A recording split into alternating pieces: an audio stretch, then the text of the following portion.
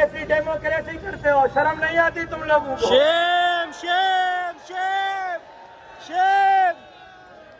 जरदारी साहब, तुम्हारी जमहूरियत को आज पुलिस वालों ने बत्ती बनाकर तुम्हारे पिछवाड़े में डाल दिया है। बिलावल साहब, तुम्हारी जमहूरियत को इन आंसू गैस के शैलों ने बत्ती बनाकर तुम्हारे पिछवाड़े में डाल दिया है।